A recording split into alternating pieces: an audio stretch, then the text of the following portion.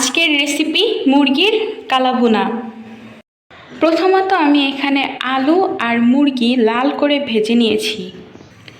এরপর কড়াইয়ে তেল গরম করার পর তার মধ্যে দিয়ে দেব শুকনা মরিচ, তেজপাতা, লবঙ্গ, গরম মশলা আর এলাচ, সঙ্গে কিছু জিরা। তারপর একটু নেড়ে চেড়ে যখন শুকনা মরিচগুলো একটু লাল লাল হয়ে যাবে, এর মধ্যে দিয়ে দেব পেঁয়াজ। এখন এই পেঁয়াজটা ভাজতে ভাজতে বেরেস্তা করে ফেলতে হবে। পেঁয়াজ যেন দ্রুত গলে যায় এই কারণে আগেই লবণ দিয়ে দেব। আমার পেঁয়াজের বেরেস্তা করা হয়ে গেছে। এখন এর মধ্যে দিয়ে দেব 1 চামচ আদা রসুন বাটা। তারপর ভালো করে নেড়ে দিতে হবে।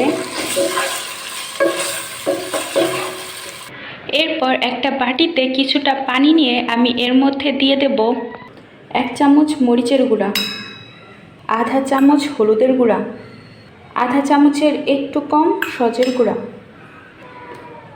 এবং আধা চামচ মাংসের মশলা।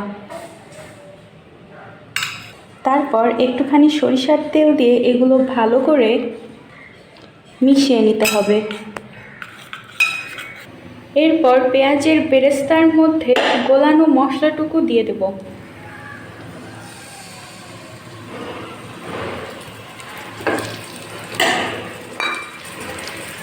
মুরগির কালাভুনায় আর কোনো প্রকার পানি ব্যবহার করা হবে না। মশলা গোলানোর সময় পানি দেওয়া হয় যেন মশলাটুকু প্যানে দেওয়ার পরে সেটা পুড়ে না যায়।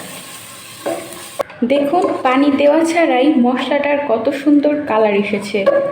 এখন এর মধ্যে আমরা দিয়ে দেব ভেজে রাখা সেই মুরগির গোশ আর আলু।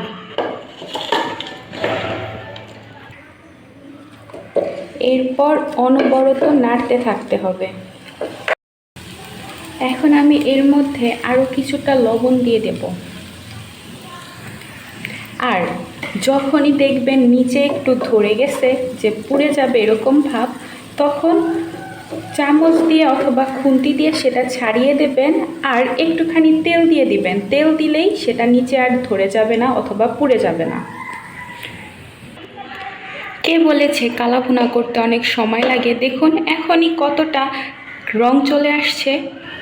বড়জোর 5 থেকে 10 মিনিট এইভাবে নাড়তে থাকবেন, দেখবেন আপনাদের কালাভুনা হয়ে গেছে। কালাভুনার স্বাদ বাড়ানোর জন্য আমি কয়েকটা আস্ত রসুন দিয়ে দেব।